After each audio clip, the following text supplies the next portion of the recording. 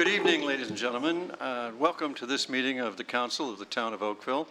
I invite everyone in the audience to rise and join Council in singing O Canada.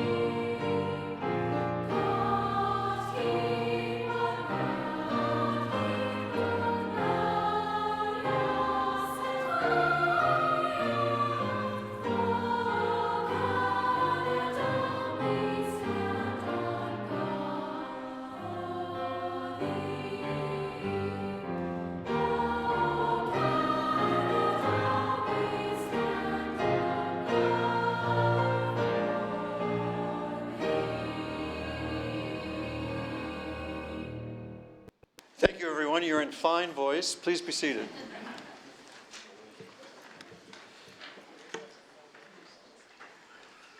So, Madam Clerk, I detect that we have no regrets this evening. And Council, I'd ask if you have any declarations of pecuniary interest. And Madam Clerk, I see none. Council, I invite you to deal with your minutes from the previous Council meetings of May 25th, June 3rd, and June 15th. Councillor Dudek moves adoption of the minutes. It's seconded by Councillor Knoll. All in favor?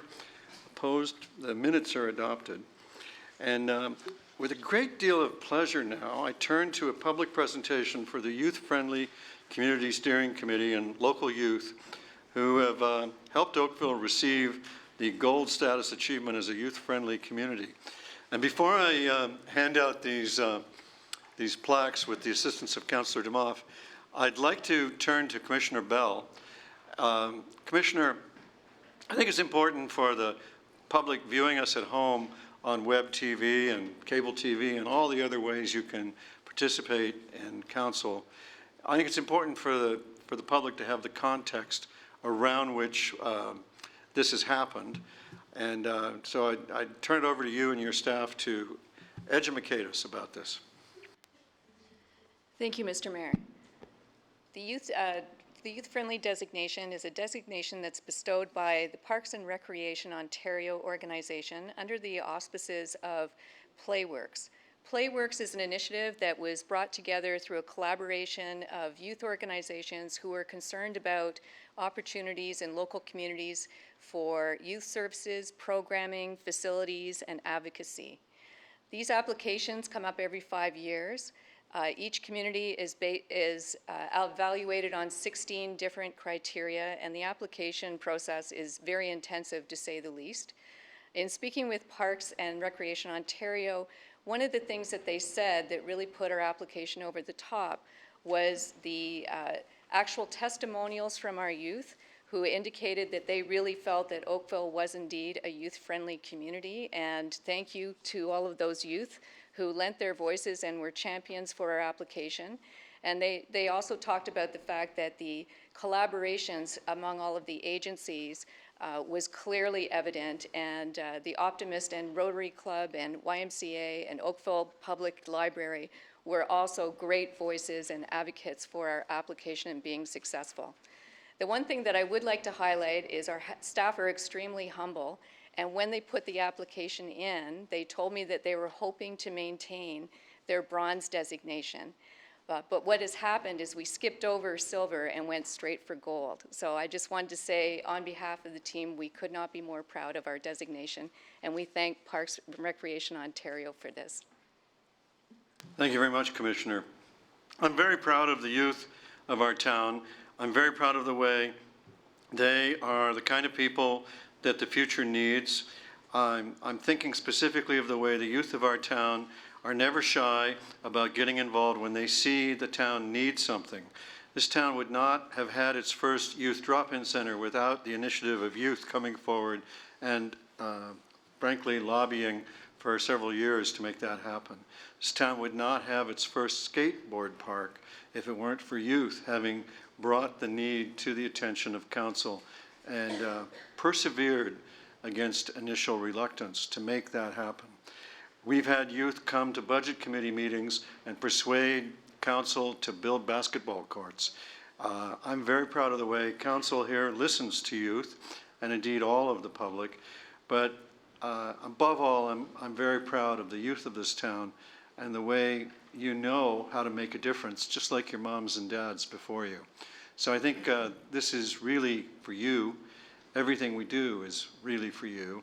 When I speak at high schools, I tell the kids, we're gonna keep on making Oakville the best we can so that after you've gone away to university and sought whatever big exciting other places there might be to live in as young people, when it's time to have your own kids, you'll want to come back here and we'll be ready for you.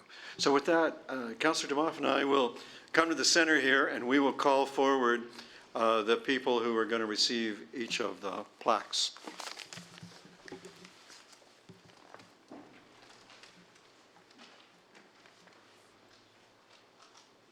So the very first one is the gold designation plaque to the agency representatives.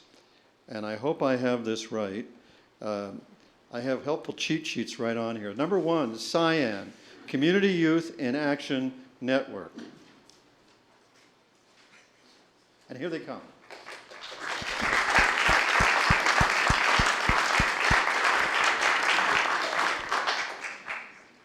And I think if you line up right along here, people who want to get a picture of you, parents or whoever, will have the best shot at it. Put that out in the middle. And if you point it up or down, it won't reflect the cameras. And you want to go to one end? I'll go to the other end. You stay here.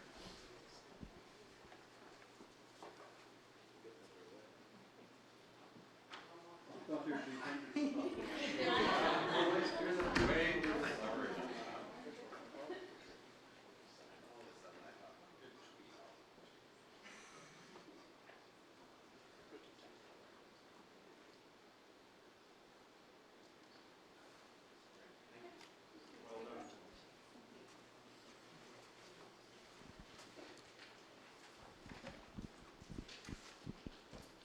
Number two, KSM, Gary O'Neill and Tim Moore.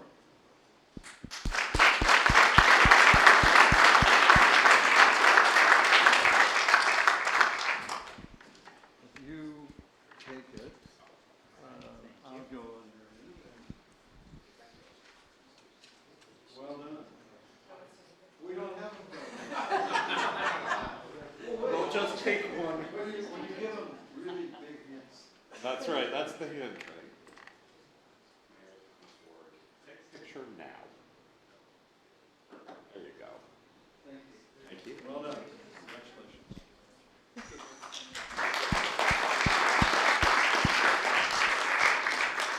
Now, the Oakville Public Library. I know a lot of people think the Oakville Public Library is a department of the town, but actually public libraries in Ontario are separate organizations with their own board and their own staff, and all we do is give them money.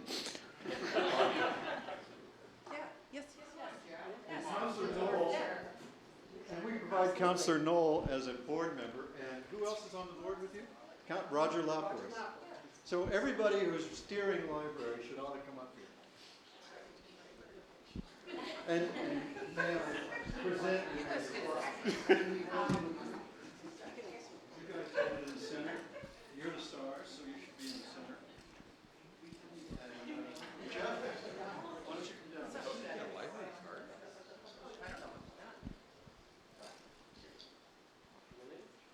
Now we have. This is better.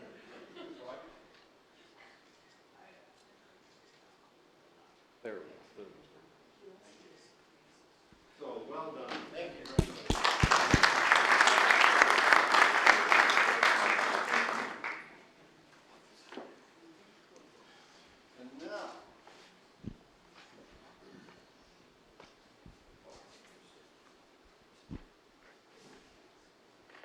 Oakville YMCA.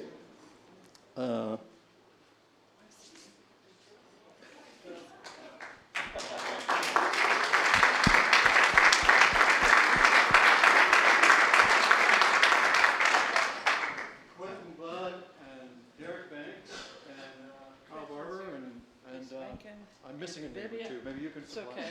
It's all right. Lisa Rankin? Andrew Bibby. So who wants to be the holder? I do. Oh, no. Continue. I wanted to hide myself. I want to hide myself. That's not very nice. You're beautiful. Perfect.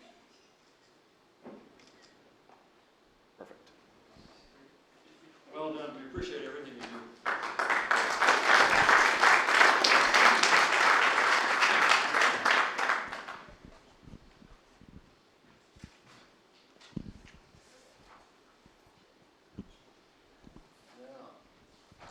For some reason, this one is for the Recreation and Culture Youth Services staff. And there's a very long list of names here, so come on down. Or up, as the case may be. In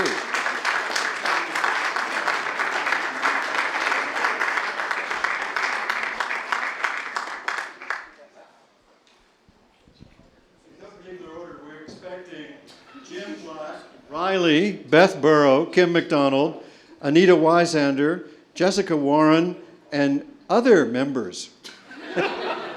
Because there wasn't enough.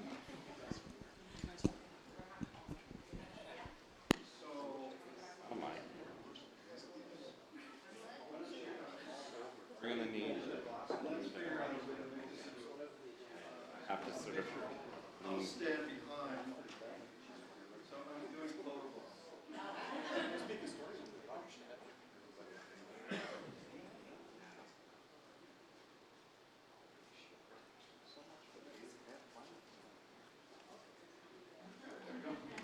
Well done. Guys.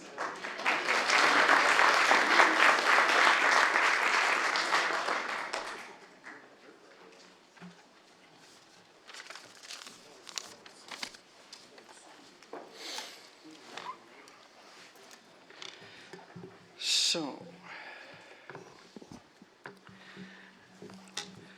well, Council, I'll now call your attention on your agenda to your standing committee reports, the Community Services Committee and the Administrative Services Committee reports, both from June 22nd.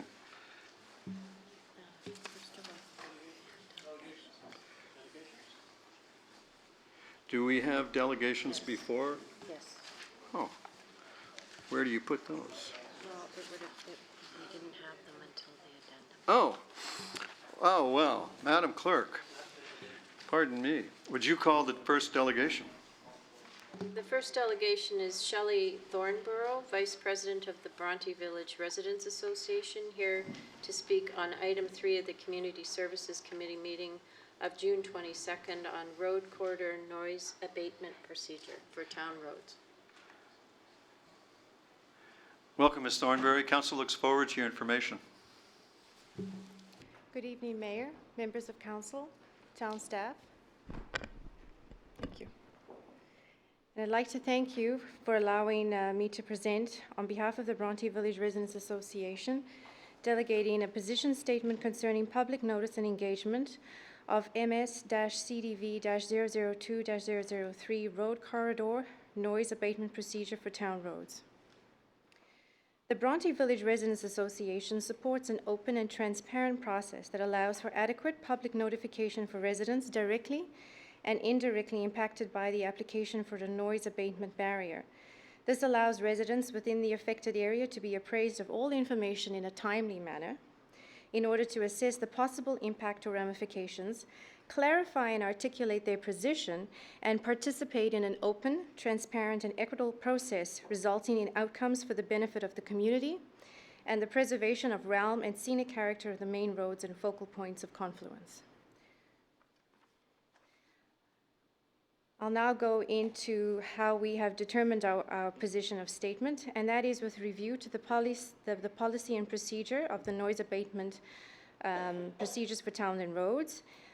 the review of G-GEN 008, public notice of engagement, and the staff report concerning the bylaw of 2014-043. In response to the application at 67 Skipper Lane and 55 Shore Gardens, Oakville, Ontario.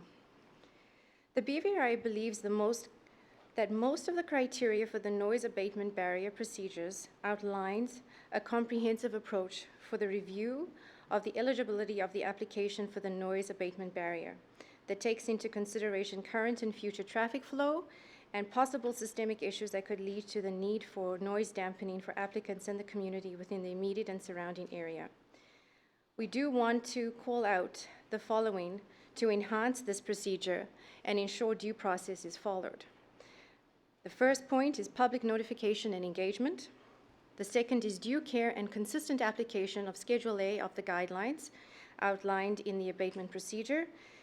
And the third and final, to conserve and enhance the realm and scenic character of the main road.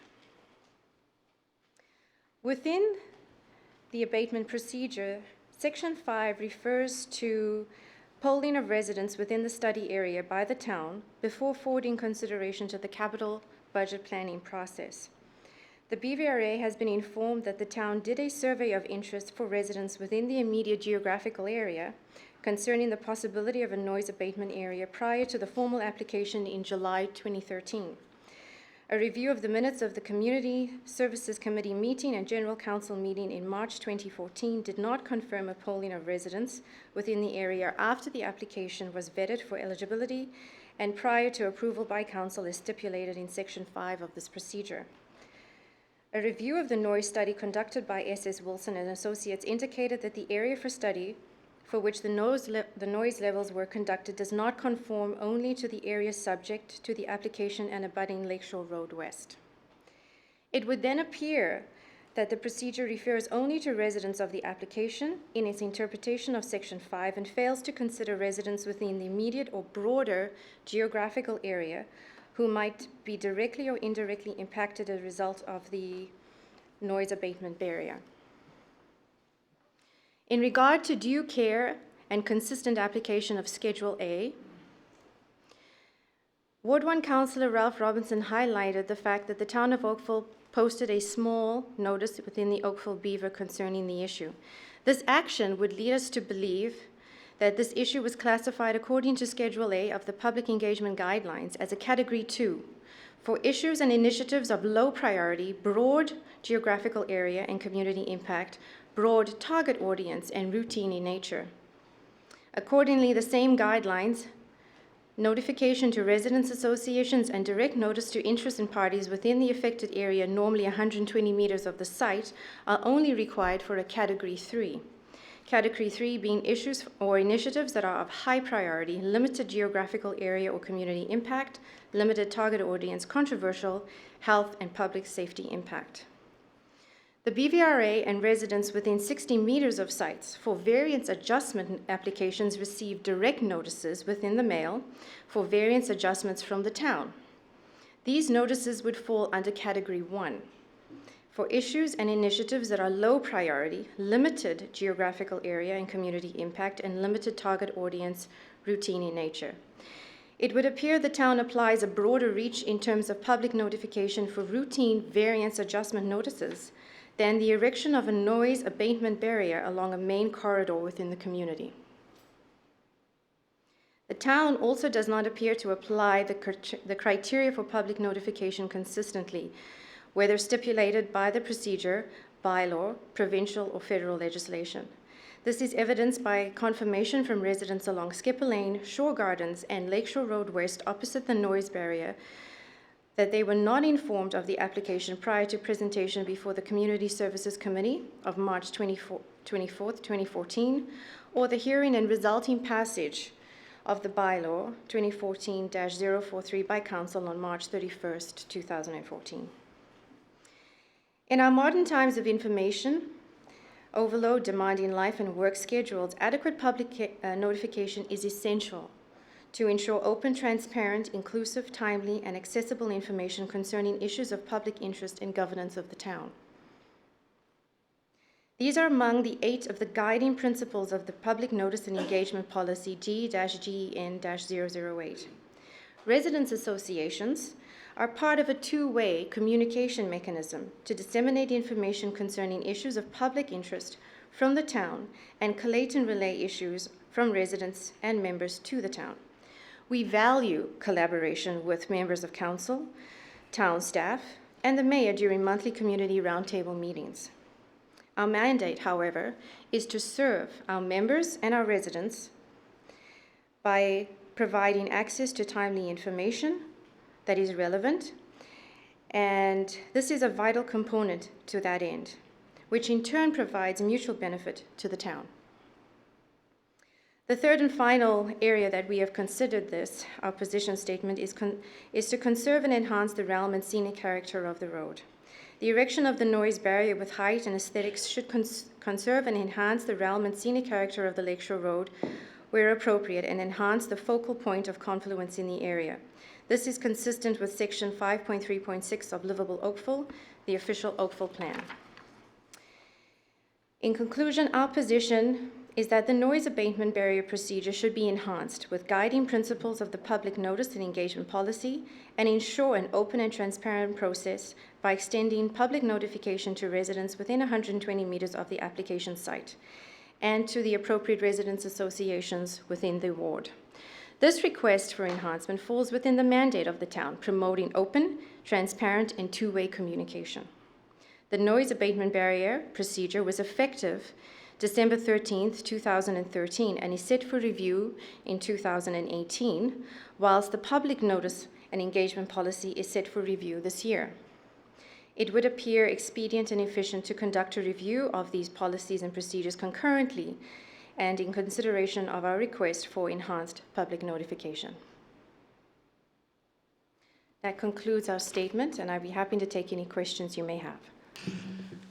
Well, thank you very much for your information. Do I understand you correctly that what you're asking us to do is, during the review this year, consider these remarks as input to that review? Yes, Your Mayor, we are. Okay. I think I can guarantee. Madam? Sorry, I was just... Well, let me finish. I think I can guarantee you that. I think there's a question for you from your councillors. Councillor, questions? Councillor Robinson. No, not right now. All righty then. Thanks for your help. Councillor Grant.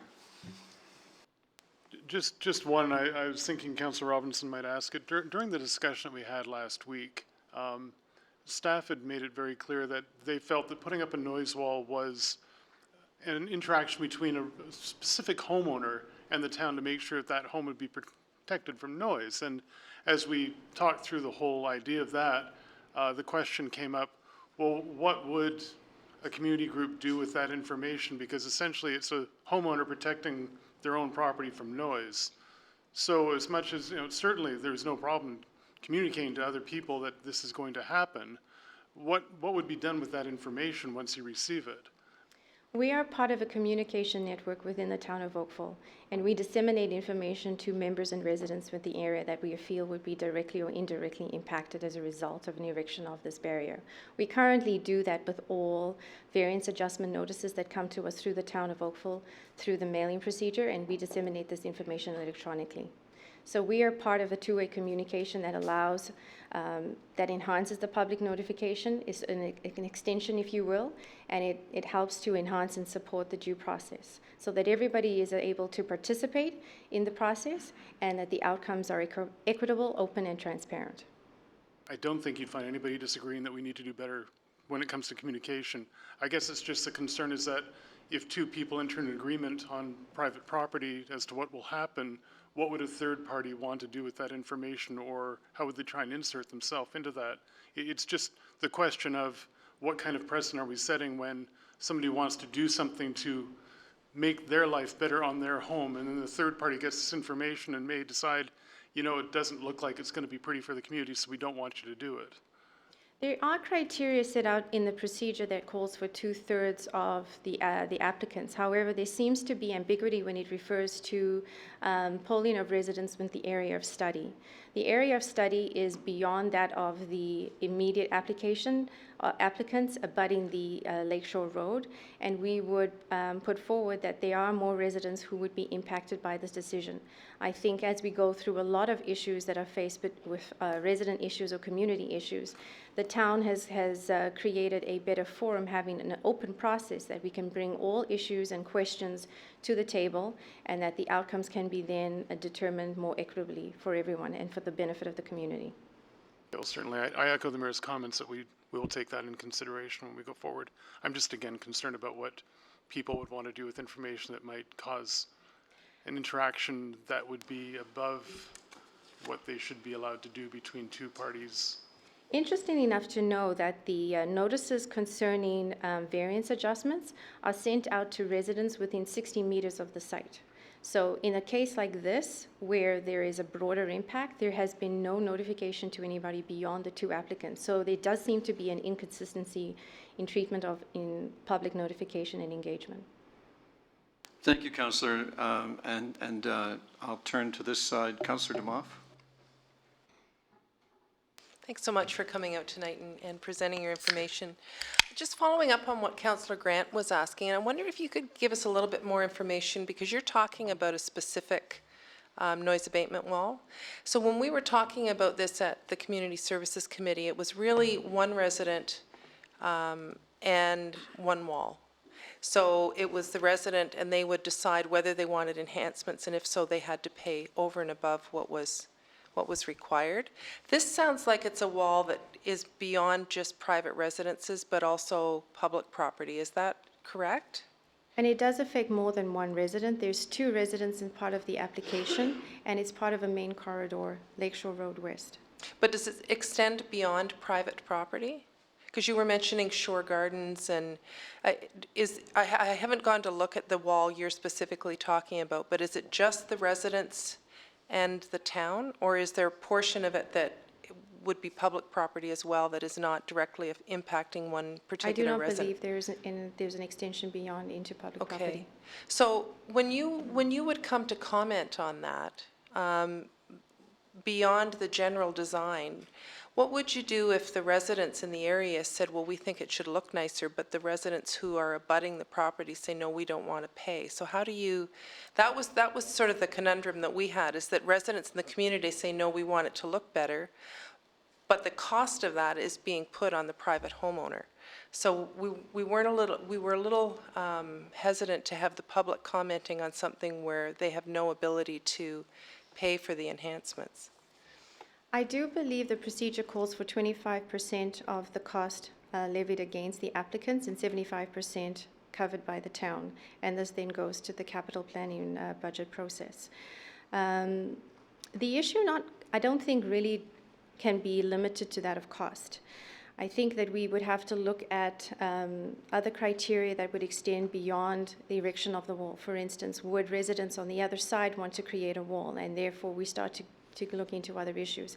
As far as the Residents Association goes, we're not here to provide decisions for our members or residents. We're here to provide information so that we can create an area where due process is created, and that all the issues can be considered and debated, and the right outcomes can then be resulted. Thank you, Councillor. Councillor Robinson. Thank you, Your Worship. Shelley, I believe you are aware, but I just want to make sure that one of the challenges we're having right now, or that I'm having right now with this matter, is that we are in a position where there's a policy before us that's been approved by council that we have to follow. That doesn't mean that we're not able to change it sometime, but were you aware that the mayor was saying that there is going to be a review and that your points will come back to us through the review that's going to take place later on? Absolutely. This is why we've come forward. We had the invitation to present the views, and we thought that this would be an appropriate time to put these forward as the review will be conducted this year. Okay, thanks, Shelley. Thank you, Councillor Robinson. Councillor O'Meara. Shelley, thanks so much for coming. Very quick question. So to summarize, would you concur that what you're saying is that you feel the public consultation process is inadequate then? We would concur, yes. Thank you. All righty then, thank you for your information. I assure you it'll all be part of the procedure, part of the process of the review. Thank you, Mayor Burton, members of council and town staff. Madam Clerk, the next delegation, please. Next delegation is Mike Lansdowne, here also to speak to item 3, the road corridor noise abatement procedure. Welcome, Mr. Lansdowne. Council looks forward to your information. Thanks, sir. Good evening, Your Worship, members of council and members of staff. My name is Mike Lansdowne. I reside at 64 Cudmore Road in the village of Bronte. I'm here this evening to address an agenda item in the Community Services Committee agenda of June the 22nd, namely the road corridor noise abatement procedure for town roads. And I'd like to acknowledge Councillor Robinson's kind courtesy in making me aware of this item on tonight's agenda. Thank you, sir. If I read this staff report correctly, the question before the House is whether or not the form of notice provided by the bylaw to the greater public meets the town's current policy procedure for public notice and engagement. The staff report concludes that the present procedure allows for appropriate public notification and participation, and no changes are necessary. I wish to provide council and staff with an example of why I believe the present public notification procedure needs to be augmented, and, time permitting, I wish to offer council reasons why I believe additional public consultation is required. The construction work on the 2 subject properties on Lakeshore started in early October last year. Seeing a number of large bushes and small trees being pulled out to make way for this wall, my wife inquired of a neighbor as to what development was proposed. That was the first time that we had learned that council had permitted noise walls on Lakeshore Road. A couple of weeks later, on October the 20th, myself and other residents were invited to attend a meeting of our elected officials at the Walton United Church. At this meeting, I took the opportunity to specifically question the appropriateness of this sound wall on Lakeshore Road. I distinctly recollect being told that no such construction was planned and that my informant must be misinformed. So my respectful opinion is that if the notification procedure used for this installation was inadequate to catch the attention of our elected officials, it thereby confirms the need for a more robust notification procedure for future installations of noise walls. I might add that other residents present at this meeting at Walton were equally surprised when they heard my question, and our Residents Association, the BVRA, had received no information on this development either.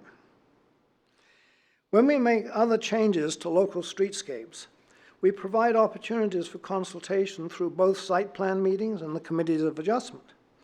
I would suggest that erecting noise walls has a much larger social and visual impact on local streetscapes, and that these changes therefore deserve at least that level of consultation. The staff report tells us that all the homeowners on the south side of Lakeshore Road, from Mississauga Street to Great Lakes Boulevard, were all canvassed on whether or not they wished noise walls. I telephoned a friend who lives in that area this morning, and he certainly does not recollect having been contacted regarding this development. I would be interested to know what comments the town received from these homeowners as to the appropriateness of noise walls, and I would be interested to know why only 2 householders in the many houses on the south side of Lakeshore Road opted for this installation.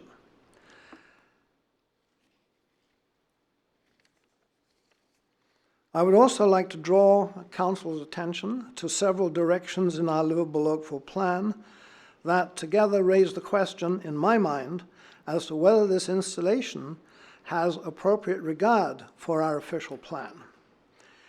Under heritage conservation, the the same paragraph that was quoted by the BVRA, C5 3.9, the scenic character of Lakeshore Road should be conserved and enhanced.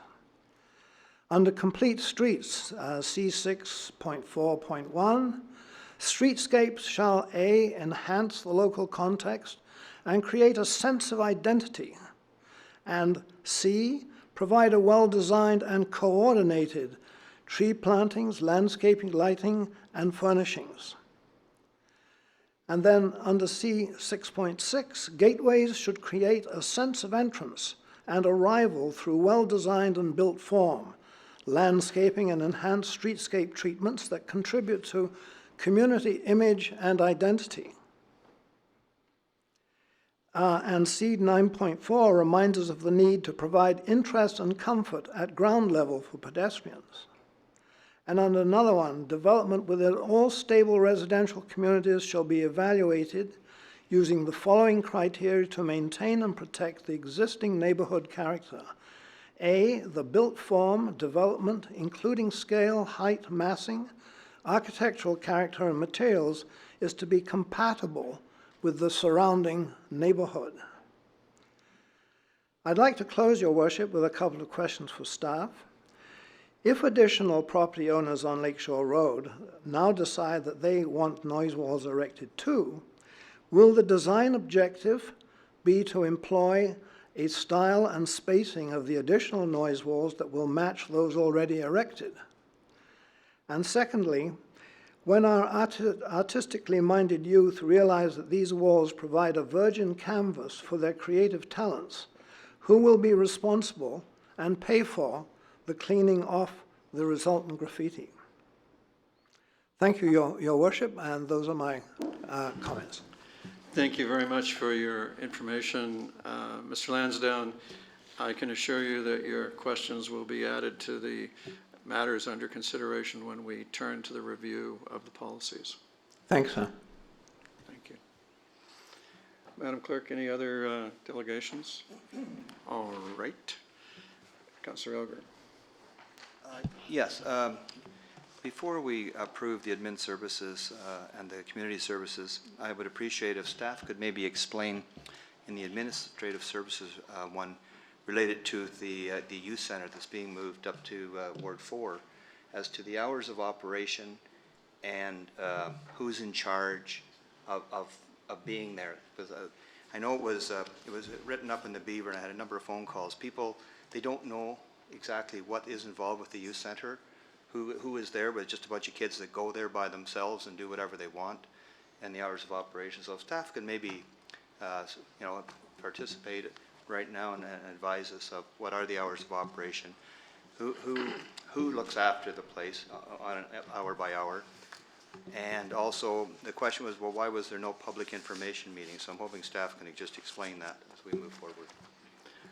Yes, Councillor, and before we do that, let me ask, would it assist you and your ward mate if there were a written distribution of this information, not just spoken tonight, but if it was turned into a letter, perhaps from you two to your constituents in the area that might be concerned? Yeah, I think that would be a good idea, because people that have never been involved with it, there are some concerns, and I can say what I want, but I think it's better if it comes from staff. So everybody here, and hopefully the Beaver will pick up on it too. All right. Thank you. Mr. Green? Commissioner Bell. Thank you, Mr. Chair. So normally the way that youth centers work is they operate 25 to 30 hours a week. There is always staff supervision there. They are not self-administered by the youth who attend. And we do a variety of programming that allows youth to look at developing skills, building positive social skills with other youth, and feeling a sense of belonging. One of the things that we would like to do, and we do this often when we are introducing new services into a neighborhood, is that we hold information sessions with the neighbors. And certainly in this case, we would want the neighbors to know and understand exactly what the youth center will do, the benefits of it, both for youth in the area and also how it is an important service in the community. The reason why we chose that particular area is because it's walkable for youth. There are 2 high schools and 3 3 elementary schools within easy walking distance. And we wanted to provide a variety of programming for youth from around 12 and up, so that we have after-school programs, and then there's programs for teenagers as well. So we would be very pleased to work very closely with the community and to provide that type of information drop-in sessions so that we can work with the neighbors and allay any of the fears that they might have. Maybe expand a little more on the hours of operation. So the hours of operation are weekends and in the evening, so immediately after school, because that's when kids are out of school. And what we generally like to do is have the students walk directly from school to their youth program. And what time should they walk home? Like they're more not concerned about the starting time. I think they were concerned. What time does the youth center close in the evening during the week? It's usually around 10. Okay, I appreciate that.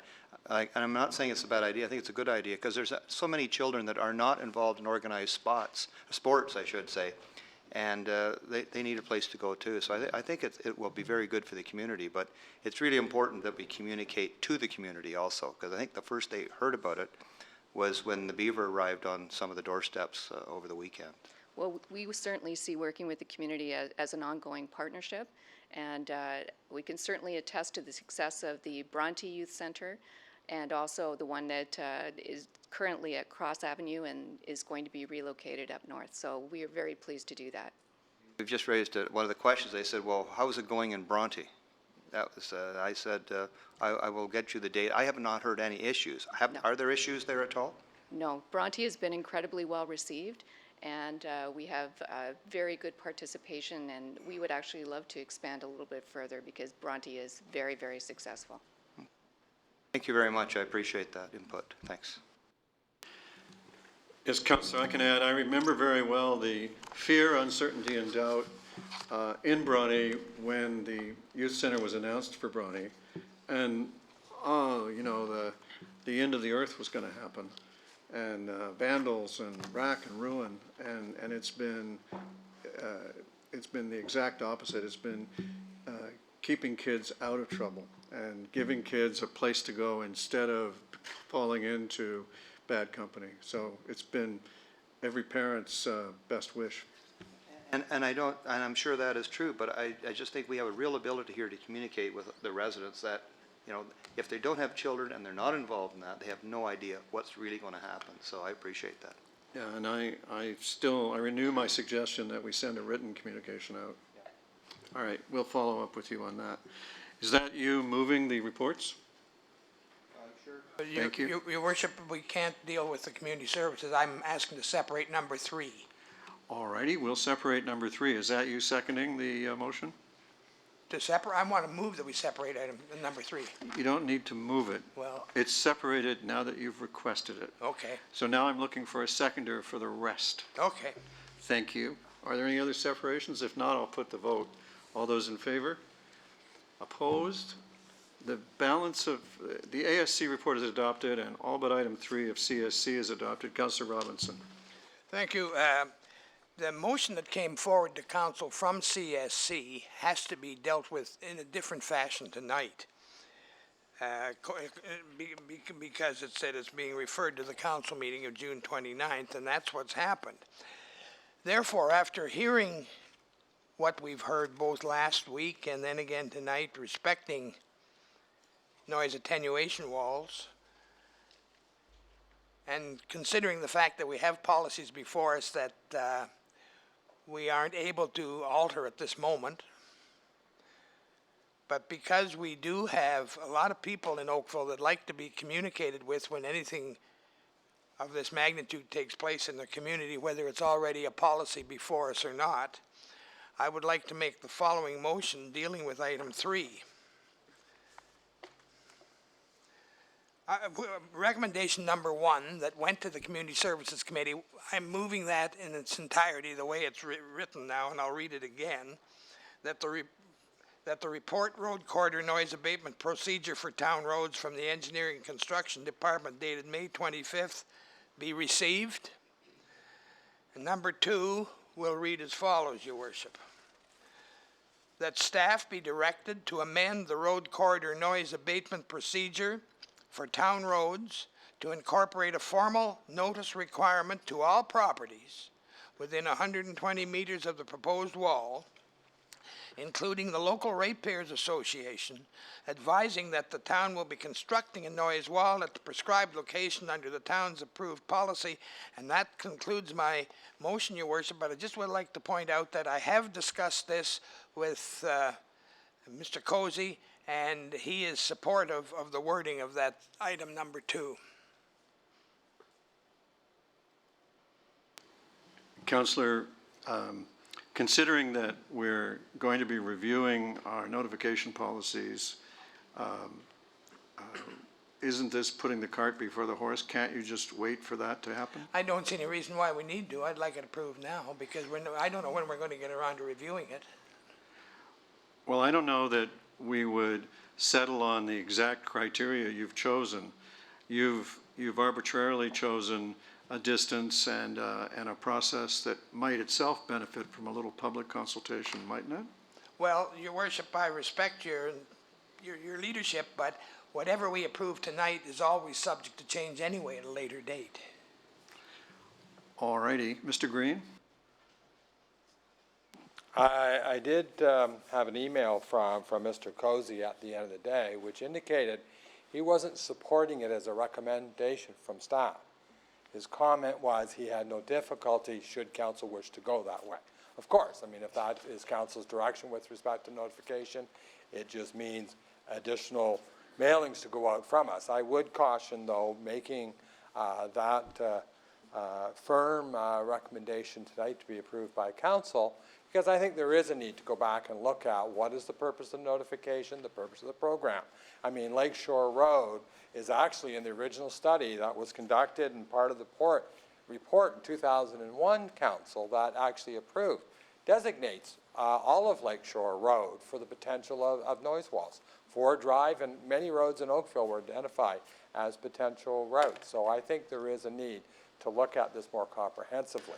All right. Your Worship, I'm disappointed in the conflict that's generating here right now.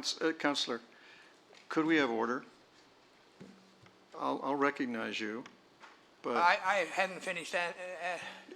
actually, Councillor, I gave the floor to Mr. Green. All right. I have the floor now. Right. And if you would just be patient, I'll come back to you. I'm very tolerant, sir. Thank you. It's my view that the recommendation should be split into its parts, part 1, recommendation 1, and Councillor Robinson's second part. Councillor, you have the floor. I just want to reaffirm the conversation that I had with Mr. Cozy. Mr. Cozy did not want it to be stated or interpreted or believed or accepted that he wrote that motion. That is mine. However, he did tell me that he had no problem with it. Thank you very much for correcting your earlier statement that he supported it. Well, I don't see any difference. All right. Well, I thought the town manager was quite careful to point out the Well, difference. I'm not sure if he said he supported it or had no problem with it, but to me it means the same thing. Good. We're glad to have the clarification. Thank you. Councillor Demoff has the floor. I have a question for staff. When are we reviewing these procedures? So what I was wondering is if we could change number 2 to that changes be made to the road corridor noise abatement procedure for town roads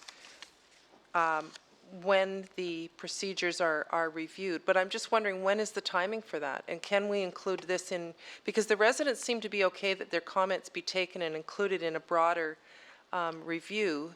But if that's, I'm just wondering what the timing is on that. Through you, Mr. Mayor, in terms of the public engagement policy, and I think that is an appropriate venue to look at that part of the procedure which deals with noise walls is this year. And if coming out of that study, there is a recommendation for some alterations, I think that procedure can be updated in advance of 2018. So the procedure for the noise walls is up for review in 2018, but in advance of that, as the first delegation noted, there is the public consultation process or policy that is being reviewed this year. We can look at the engagement part of the road corridor noise wall policy in advance of 2018 So we through could this other venue. So we could include that, could we change it that changes to the noise abatement procedure for town roads be included in the review of policies this year? From the notification, yes. And when we do that review, what kind of public consultation are we doing on that? Will there be workshops? How is the public, in a general sense, going to be engaged in that? Ms. Kurdimanche will be handling that, I have to admit at this point in time, but I can circulate a memo to council which will advise, and then if there is some other wish to expand it. So it's not just an internal review? No, The it's public not. will be It'll involved as well? The public would be involved as an engagement policy. Okay. All right, so that would be, see what Councillor Robinson wants to do here. I appreciate your thoughtfulness, Counselor, but I'm going to leave my motion exactly the way it's before us. Thank you. All righty. So, Council, my recommendation is that we pass, I'm going to support recommendation number 1, and I'm going to oppose recommendation 2. I don't believe any further action is actually required, given that we know that the review is coming, and at that time, we can take such steps as we determine are appropriate. As a general rule, and the reason I'm not supporting the councillor's proposed number 2 is that I have always had a reluctance to support drafting on the fly, which is basically what we're being asked to do here. So is there other debate or questions? Councillor Adams and then Councillor Elgar. I think I was actually about 4th on your list, but okay. I'm a little bit confused about the motion, the part 2 that's on the floor. Could you read it for me again, the second part? Did it mention that it should come into effect subsequent to the staff review, or? For me to read it or the clerk? I don't care who reads it, but I'd like to know what's on the Do you floor. have it in front of you, The clerk? answer to your question is it was immediate, Councillor. Okay, so for our staff, if we're going through a review of the notification process later this year and we deem to change it later, any issue with changing it later?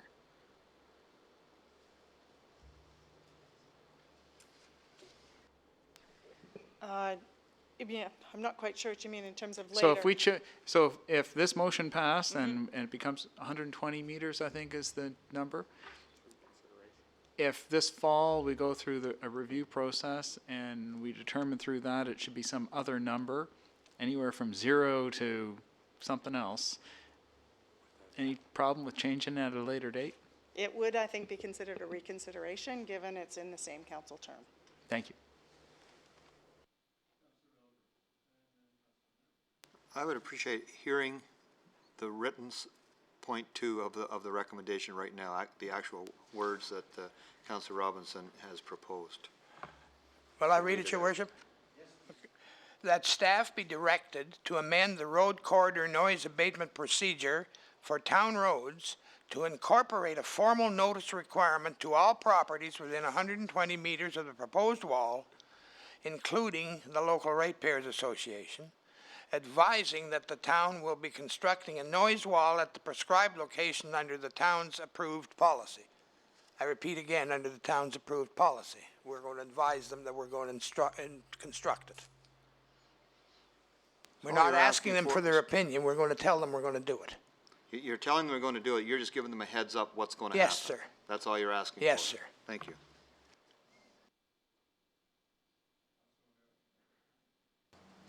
And maybe, I'm not sure if Jane, Mr. Cozy isn't here tonight, but from what I've heard, there have only been 2 applications since 2003 on the noise reduction, the noise abatement proposal. From what I understand, so in 12 years we've had 2 applications.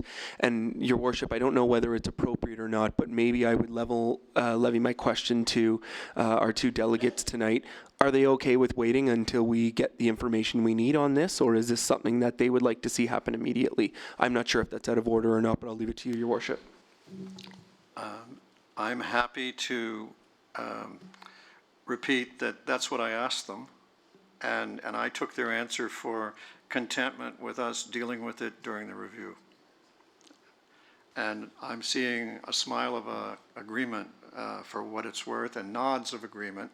So the councillor is really trying to, I think, do more than we're being asked to do. So, Councillor Grant. Thank you. And when this was a subject of if we are communicating things properly to our citizenry, I agree that we need to overhaul the system. With great respect to the Oakville Beaver, we need to change the way things are done. But when it comes to this specific case, I'm very cautious that we're dancing on a knife edge of disrespecting private property rights. And I would prefer for us to send this back to staff so that they have a chance to review this notification process, so we have some idea what somebody would do with this information. If somebody makes an agreement with the town that a tree gets planted in their front yard and some community group decides that this tree is not the right kind of tree, it just feels like this is the kind of thing that we're heading towards. It's something that I think we should halt now and make sure that we step back and take a sober second thought. Passing this tonight, I'm afraid, just kind of throws everything to the wind. So I'm very glad that our delegations believe that they can wait, because I really do believe that we should wait, and I can't support number 2 for that reason. Thank you, Councillor Grant. Any others? All right, I'll call the vote. Councillor Robinson. Your Worship, I just need to point out that the delegates were not aware of what number 2 was going to be when they made their presentation and when they answered your question. They weren't aware. However, they nodded their assent when I answered Councillor O'Meara. Oh, I don't know anything about, I didn't hear any noise about that. Well, Councillor, I'm going to call the vote on item number 1. I believe we may be in the vicinity of agreement about recommendation number 1. All those in favor? Opposed, if any? Item 1 carries. Item 2, as moved by Councillor Robinson. All those in favor? All those opposed? It fails. Thank you, everyone. That dispatches the standing committee reports. Councillor DeMoff. This may be out of order, but can I propose a different number 2? Or am I too late now? I think you're too late. Okay. And No, that's fine. In terms of your earlier questions, we're going to get to the same place anyway. All right. I need to electronically shift back to the agenda. There we are, as smooth as can be. All right, thank you, everyone. The next item on the agenda is the consent items number 1, and the only consent item, and that's the final criteria for the hospital local share funding. And the report is for your information, and the recommendation is that it be received. Councillor Lapworth? Thank you. Councillor Knoll, seconding? Thank you. Before I call the vote, I'd like to congratulate staff on the way that this entire exercise has been completed with the highest degree of professionalism and quite a degree of savings compared to the projections back in the day. So much to be celebrated all around. And with that, I'll put the vote. All in favor? Opposed, if any, and that's carried. We now come to the discussion item for tonight's agenda, and that's the Oakville Hydro Quarterly Report and Annual General Meeting, as described for you in the agenda here with the recommendation. And joining us now is the President and CEO of Oakville Hydro Corporation, Mr. Rob Lister.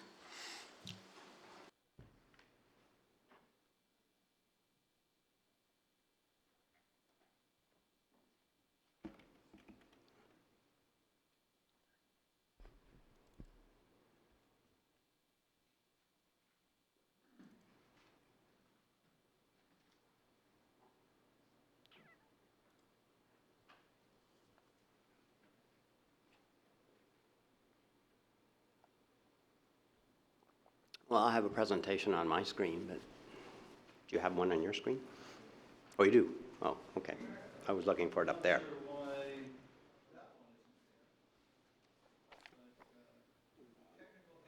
There we go. Great. Okay. Thank you. Good evening, Mayor Burton, members of council. It's my pleasure to be here tonight to provide some information on Oakville Hydro Corporation's 2014 performance. And I'll also provide a short update on our 2015 strategic plan, information and highlights on 2014 and year-to-date 2015. And then Jim Collins, CFO, will come forward and talk about our 2014 financial results. Now with me this evening, I have Jim Collins, Chief Financial Officer, Amanda Kennedy, Vice President of Communications and Conservation, Scott Moody, Chief Operating Officer of the Competitive Energy Services Group, Simon Abbott, who's our Vice President of Human Resources and Business Services, Mike Brown, Chief Operating Officer of Oakville Hydro Electricity Distribution, Vivek Radhakrishnan, who is our Board Assistant and Corporate Secretary, everybody. And also, this evening, we have Ms. Marie Oswald, who's Chair of the Oakville Hydro Corporation Board with us, and also John Mitchell, who's the Director and Chair of our Finance and Audit Committee. So I appreciate everybody being here tonight. Thank you. So we've refreshed our strategic plan this year and built on the work that we've done over the last few years. We continue to be a vibrant company with a successful growth path. Our strategic plan remains consistent with the themes and ideas that we've presented over the last few years. Our strategic imperatives, though, have been modified slightly. The focus on profit, service, people, and reputation. We have a new vision to be our customers' most trusted provider of energy and infrastructure services, and a new mission inspired by innovation, delivering customer-satisfying solutions. Oakville Hydro Corporation is active in multiple energy and infrastructure-related businesses. The 4 lines of business are electricity distribution, construction and related services, energy services, and generation. We have a number of active brands in the marketplace, with the local electricity distribution company, Oakville Hydro, servicing the families and businesses of Oakville. Our priorities remain consistent: safety, distribution system reliability and service delivery excellence, customer service, sustainability of the business, and growth and profit.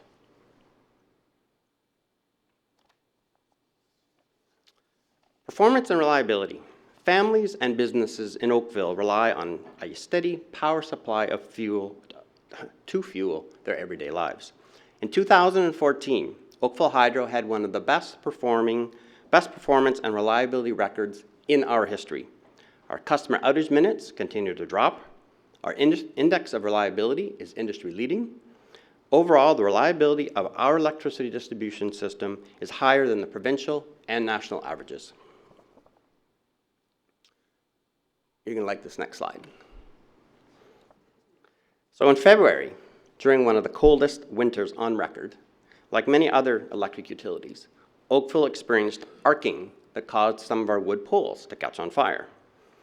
Over the winter months, the accumulation of road salt and brine spray accumulate on the roads. The passing cars cause the salt brine to dust up, and then when we get rain, the rain creates a moist environment, and we get a conductive layer on top of our poles. And the result is that we get the arcing, and as you can see on the left picture there, we actually have a pole on fire. And so now we're taking some steps to put in fiberglass brackets, which should reduce the tendency for the salt to cause the arcing on the poles. And you'll see in the bottom right there, the fire department's actually spraying the burning pole with water from the ground. So it's quite a phenomenon. It's something I've never actually seen before. And hopefully next winter we won't have the same problem. Customer service. Oakville Hydro has received top marks for customer satisfaction and value for money, according to the results of the 2015 Utility Pulse Electric Utility Customer Satisfaction Survey. The study compares our performance and outcomes to other local distribution companies across Ontario. This year, we received a 92% approval rating, above the Ontario average of 86%. Looking at the various metrics, you will see that we performed very well, and we earned an A rating by the Utility Pulse organization.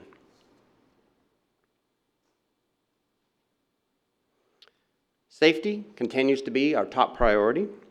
We were honored to receive the 2014 President's Awards from the Infrastructure, Health, and Safety Association for no lost time, for Elcon Construction, 250,000 hours, Oakville Hydroelectricity Distribution, 500,000 hours, GTEL Engineering, 750,000 hours.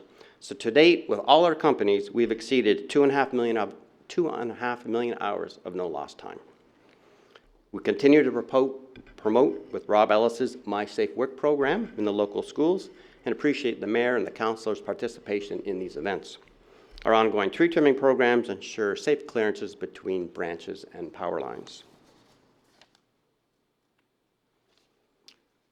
Our first line of business, construction and related services, encompasses 4 companies. We have GTEL Engineering out of London, PBS Contractors out of St. Catharines, Elcon from Oakville, and a new addition in 2014, UTS Consultants from Fergus and North Bay. Our customers across Ontario include municipalities, utilities, and other local distribution companies. We offered bundled services such as engineering, utility locates, gas pipeline leak detection, excavation, directional drilling, and asset inspection. With respect to Elcon, we've started our move into our new premises on Wycroft Road near the Bronte GO station. We expect that over the summer months we'll have moved from our current location.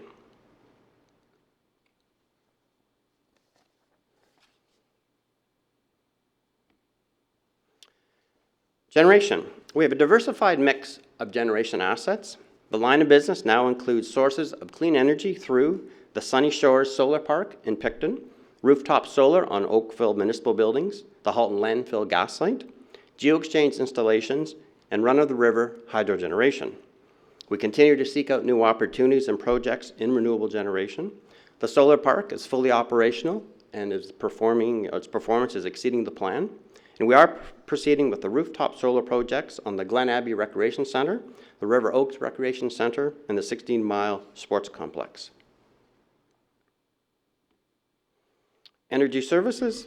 This line of business focuses on 2 distinct markets, providing home comfort for the residential market through Sandpiper Home Comfort, and supporting suite and sub-metering services in Southern Ontario through Golden Horseshoe metering systems. And we continue to see growth in both of these markets. Community. Oakville Hydro is a proud community partner.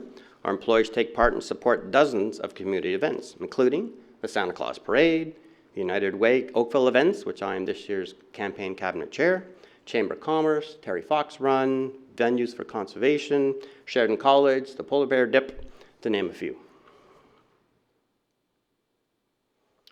Conservation. I'm happy with our conservation results over the 4-year program that is just wrapped up. The Oakville Saves brand continues to resonate in the community. Over the 4 years, we saved 64 gigawatt hours of energy and 12 megawatts of demand in Oakville. This amounts or equates to about 800 homes removed from the grid. And we paid over $3 million in incentives to businesses for retrofit projects in Oakville. Employee, we now employ over 650 employees active in all 4 lines of business here in Oakville and across Ontario. The work varies. However, across all companies, our employee engagement scores continue to exceed national benchmark averages.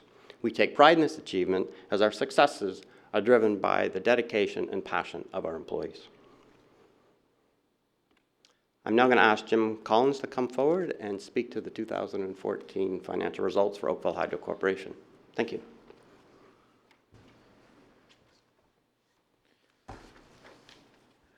Thanks, Rob. Mr. Mayor, councillors, thank you very much for the time to receive this summary of our financial results. We have intentionally kept this section very brief, as you have the fully audited financial statements of Oakville Hydro Corporation provided to you. And that provides a lot more significant information than we'll give this evening. I'd like to draw your attention to three key highlights in the 2014 results.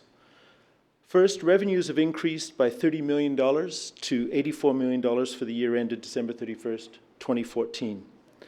I'd like to highlight that 95% of this increase has come from operations outside of the distribution of energy to residents and businesses within Oakville. Second, the consolidated net income has increased by $1.6 million to just over $6 million.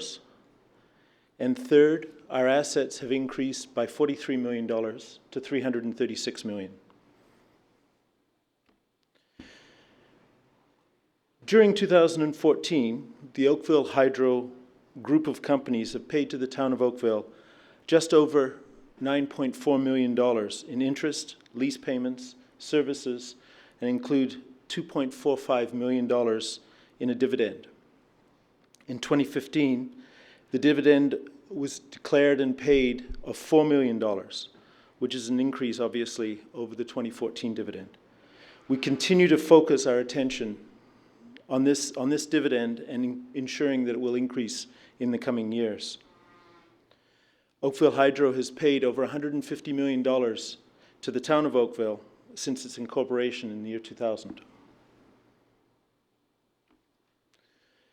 Very briefly, this is an extract of the balance sheet showing the increase in assets over the prior year. The increases are primarily in the capital assets, or long-term assets, with the completion of the Sunny Shores Solar Park, and also as the acquisition of UTS Consultants in late 2014. On the statement of operations, as mentioned before, our net revenues have increased to $84 million.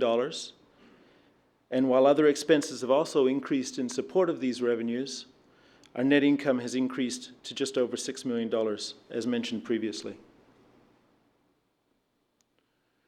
In the consolidated statement of cash flows, the cash generated from operating activities is approximately $20 million, which is up from $10 million in 2013. This cash from operations is used in part to service the additional borrowings and the investments in other investment activities in order to support future dividends. So as mentioned, I've provided you with the audited financial statements, or we have provided you with the audited financial statements of the corporation for the year ended December 31st, 2014. And there's, as I mentioned, there's a lot more detail in those statements. But in conclusion, I'd like to present the aerial shot of the Sunny Shores Solar Park. And with that, open it up for questions for Rob or myself on this evening's presentation. Thank you very much, Mr. Collins and Mr. Lister.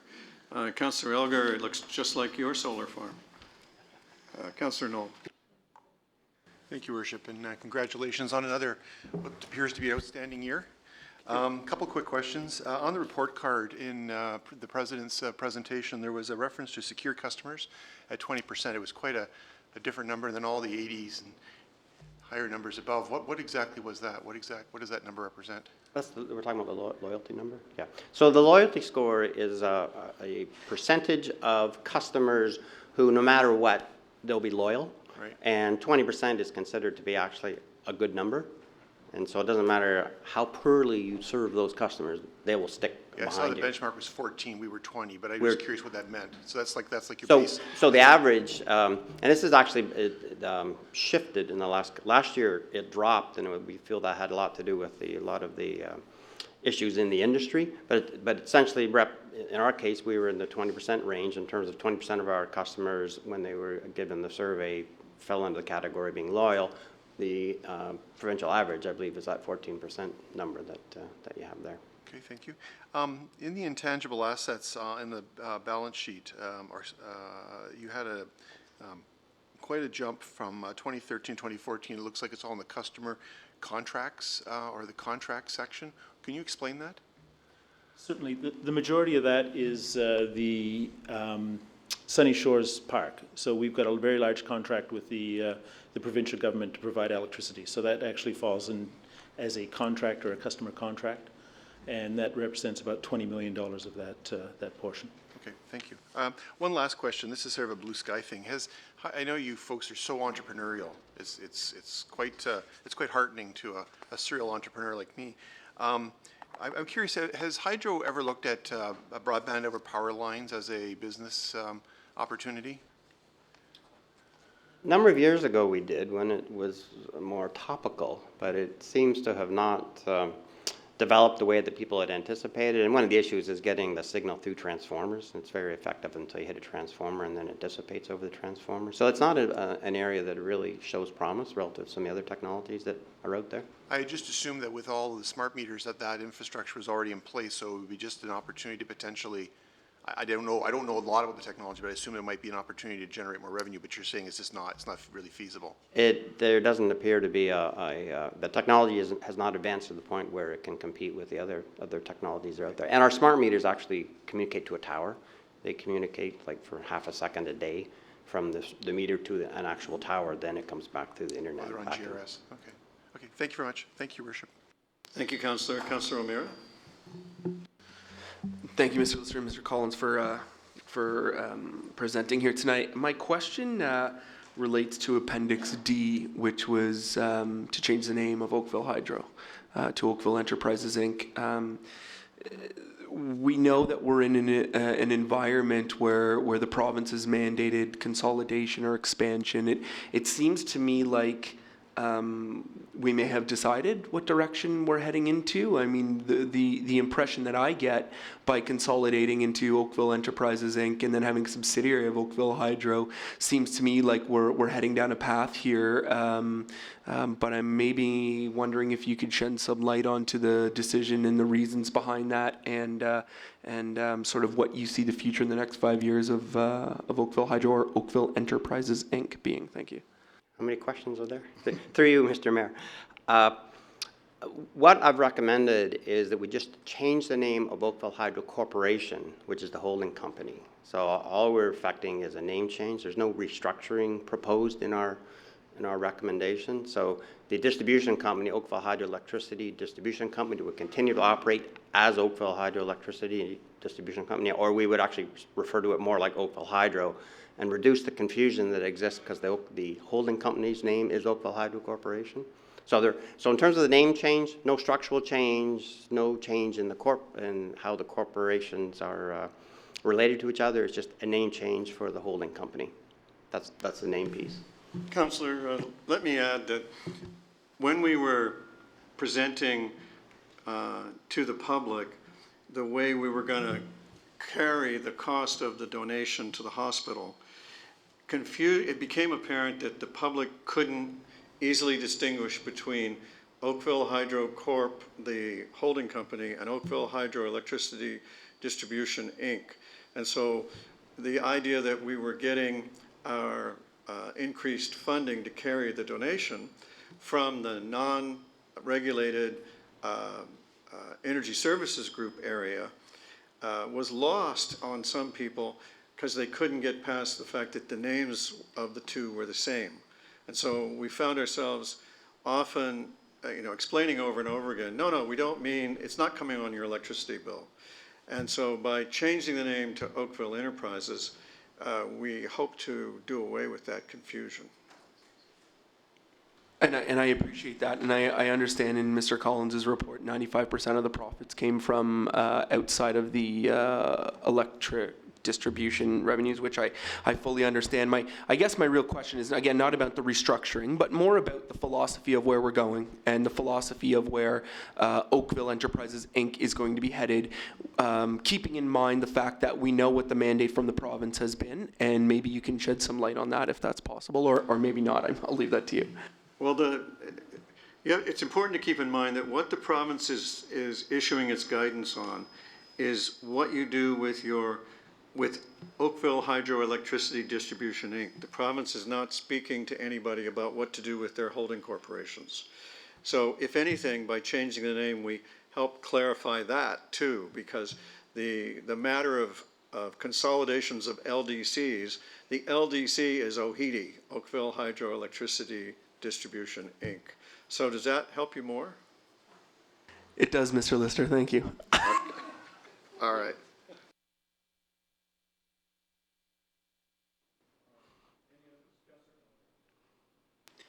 Yeah, thank you. Your 75 kilowatt hydroelectric system, did you build that or was it in operation? This is the Kaga one? Yes. Yeah, 750 kilowatt. Yeah, that was in existence. It was built many years ago as a pulp and paper standalone generating station, and then Ontario Hydro took it over for a number of decades, and then Ontario Hydro sold to the private sector, and then I think it got flipped again, and then we purchased, I think it was 20 years left on our 30-year, 18 years left on our 30-year contract. So we have an 18-year contract with the ISO for the power that generates. Excellent. Just curious, how many businesses have we lost due to hydro rates cheaper in the U.S.? I wouldn't know the answer to that. I actually don't have insight into. Okay, I just wondered if anybody's leaving because of the rate difference. I understand it is cheaper in the U.S. than it is in Ontario. There are some jurisdictions in the States where the hydro rates are lower. I'm not, and I hear the odd story about individual companies, but I am not familiar with this, with general statistics that speak to that. So nobody wants to pay anything for hydro. The rates are always too high. But how does it work? Can you arbitrarily change any rates for anyone if they're working from midnight to 8 in the morning, other than what you're, like, is there any freebies you can give industry? Coupons. Coupons? Coupons. Sure. At the food bank. Sorry. Through you, Mr. Mayor. Yeah, I liked it too. We're regulated by the Ontario Energy Board, and although we collect the revenue on behalf of the ISO, our part of the bill represents 20% of the bill, and that's the distribution piece, which we're regulated by the Ontario Energy Board, and the rest is we're collecting on behalf of the ISO. And we have no ability whatsoever to change rates other than what the OEB approves. That's what I was hoping you would say. Forget the coupons, but you have absolutely no ability to change the rates. It all requires Ontario Energy Board process and approval. I thank you for that. Thanks. Obviously, you've run into somebody who thinks we have powers we don't have. Councillor Knoll. I just want to put my name in for the coupons. Noted. Thank you. Just as an add-on to Councillor Elgar's question, I know that for years we haven't had Ford's business, or Ford Canada's business, yes. That they buy directly from those other guys. They are direct connect to Hydro One at a higher voltage. Yes. And is that a technical thing or is that a price thing? It's a combination of the two. All customers have the opportunity to buy at a higher voltage at 220,000 volts, which is what Ford does directly from Hydro One. You get the electricity cheaper because you have to have your own transformation, you have to have your own transformer station. And so if you've got the economies in order to have your own station, then there can be an economic benefit. Have we ever talked to them about potentially repatriating Ford to our billings? Or is that even feasible based on the technology? Not in my tenure with the organization. It's not something that I would imagine that they would want to talk to us about, but we have talked about it a little bit, but we haven't actually acted on that. Right. And is that a common practice with large manufacturing concerns? Yes, yeah, lots of large organizations manufacturing are direct connects to Hydro One. Do we have other direct connects in Oakville? No. Okay, thank you. All right. Thank you very much for the information. Thanks very much. Councillor Knoll. Pleased to move the staff recommendations in both the public and confidential sessions, if that's okay. That is. Is there a seconder? Councillor O'Meara, thank you. All in favor? Opposed, if any, and those are adopted. Thank you, one and all. And congratulations, Oakville Hydro, on a stellar year. All right, Council, we have no confidential discussion items, and there are no advisory committee minutes listed for this agenda. Your information items have been circulated electronically to you, as has your status of outstanding issues list. And we have some new business. Worship, what about the information items? What about the information items? Isn't this the opportunity to bring something forward if you want to? Well, we have information items, outstanding issues, new business such as notice of motion and so on, and requests for reports. What did you have in mind? Well, I guess I was going to bring it forward under the information items, but I think maybe the clerk persuaded me to bring it forward under a request for a report, so I can wait. Well, that's actually what the procedural bylaw calls on us to do, so the clerk probably gave you very good advice Well, there. I could have also brought it forward under asking council to approve something that's in the information item as well, Your Worship, but I'll wait. All right, well, we'll see you at request for reports. I think I'm right, am I not, clerk? I'm going to stick with my original statement, and since we're all agreed on how we're going to do it, a discussion is pointless at this point. So we're at new business, and I'll ask for any notices of motion or emergency congratulatory or condolence measures. Councillor Demoff. In the agenda, we have a notice of motion for Emancipation Day here in Oakville, and I'm just wondering if we could have council waive the rules to deal with that tonight. Our next council meeting isn't until July the 20th, and it would give the town and the museum and the Canadian Caribbean Association time to be able to advertise this as part of the Emancipation Day events. Councillor, So I'll give you the- I would support that, and Councillor Elgar, would you second her motion? Absolutely. Council, let's vote on whether we'll waive the procedure bylaw for this purpose. All those in favor? Opposed, if any? The procedure bylaw is waived, Councillor Demoff, and you have the floor. Thank you very much. First, I'd like to thank Veronica Tyrell, who's here with us tonight. She's president of the Canadian Caribbean Association, and she has sat patiently through all of the other business that we've dealt with tonight. I'd also like to thank her for her work over the years on raising awareness about Emancipation Day here in Oakville. As we all know, the first Monday in August is a civic holiday across Ontario, and many municipalities choose to name the holiday after a significant person or event associated with their community. Examples of this are Joseph Brant Day in Burlington, Simcoe Day in Toronto, Founders Day in Brantford, and many other examples. Oakville played a very important role in the Underground Railroad, something many Oakville residents are not even aware of. Colonel Robert Wilson, who was, or Captain Robert Wilson, concealed many slaves seeking freedom in wooden crates on his ship. And if you've ever visited Oakville Museum to see the display there, you can find out more about the ties to the Underground Railroad, and you actually can see one of these crates, and it's really quite something to get into one.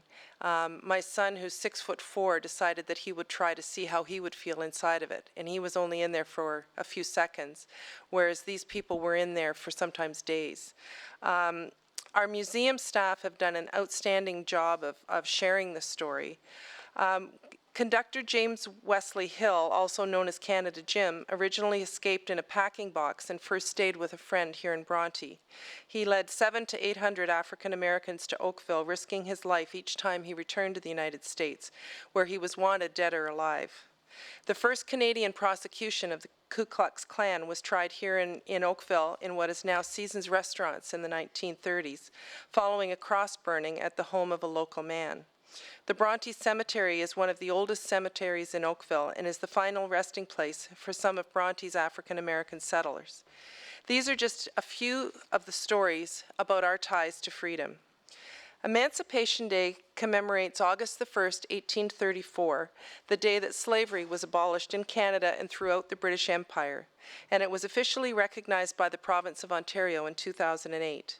Here in Oakville, the Emancipation Day picnic dates back to 1850, when African Canadians from across the nation would gather at George's Square in honor of their journey to freedom and then walk to Captain Wilson's home as a thank you for his part in their escape to Canada. Today, the Oakville Museum and the Canadian Caribbean Association of Halton partner to host a modern version of the Emancipation Day picnic, celebrating freedom. I've had the pleasure of leading a Black History bike tour for the last 3 years on Civic Holiday, which culminates at the Emancipation Day picnic. In fact, I'll never forget the first year as we rode down south on Navy Street to the sound of a choir singing Freedom, which we could hear all the way from Robinson Street. So I ask you to support the motion being brought forward tonight by Councillor Elgar and I, that August civic holiday in Oakville be named Emancipation Day in honor of our proud heritage and to support and celebrate freedom. Thank you. Thank you very much, and very well said. Councillor Elgar, would you like to speak to your motion? You can improve on what Councillor DeMoff just said. Excellent job. Thank you. Would anybody like to try, having been dared? All right, I'll put the vote then. All those in favor? Opposed? And that carries unanimously. Thank you very much. Pardon? We certainly may, and it would be appropriate. Would you please rise to be named? Madam Clerk, are you ready?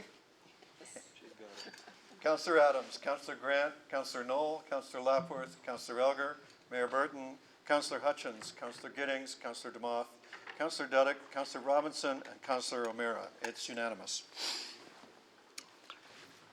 Councillor DeMoff and Councillor Elgar, do you have another matter that you'd like to put before us and as a notice of motion or as a waiver? We actually did, but we had a draft of the motion to do with a healthy environment, but I think Councillor Elgar and I would like a little more time to fine tune it. So we're going to wait until the July meeting. All right. But thank you. Councillor Duddick? We have also a motion, a notice of motion, licensing fee renewal for bed and breakfast establishments, moved by Councillor Duddick, seconded by Councillor DeMoff.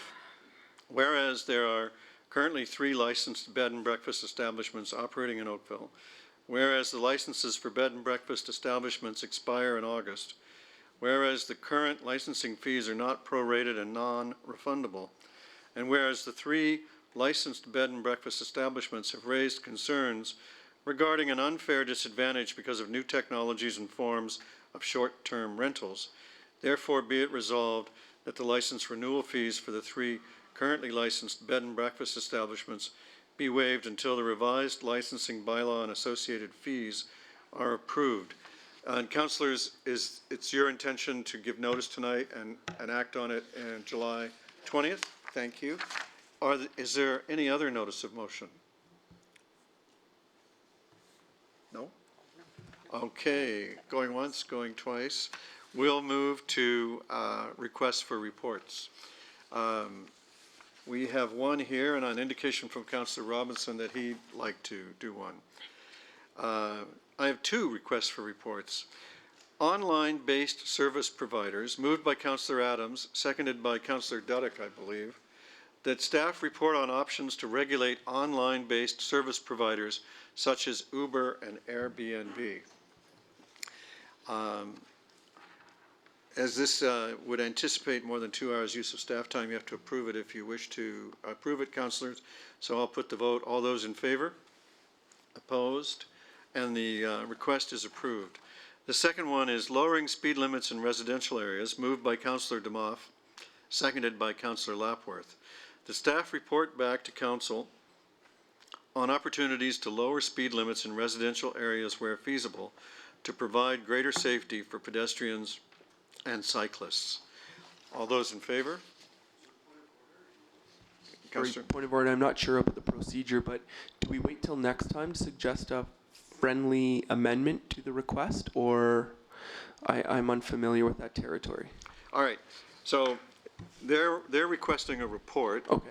If you'd like something in their report that they haven't asked for, you should probably ask them if they'd add it. Okay. And if you want to go to the substance of what we might do after getting a report, then you should hold your fire until we get there. I would just ask that we add and motorists as well, because a lot of victims of speeding include other motor vehicles as well. That was my only request. So the only addition I would add is after pedestrians, we put motorists and cyclists, if that's amenable.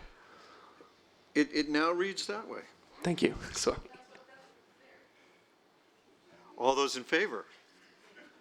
Opposed? That request is approved as well. Councillor, we have another one here. Moved by Councillor Robinson, entitled Noise, that staff report back to council on the various matters addressed in the letter received by council dated May 31st from I. Kaplan regarding various noise concerns.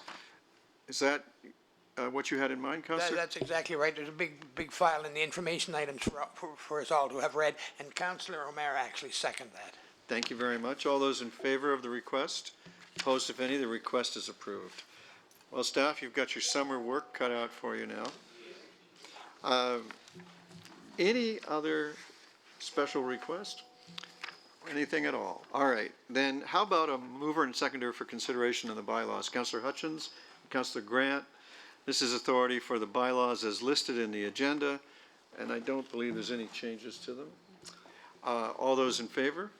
Opposed, if any? The bylaws are adopted. To the best of my knowledge and belief, that completes our agenda. I want to thank everybody for your time and attention and your hard work. It's been great working with you, and we are adjourned.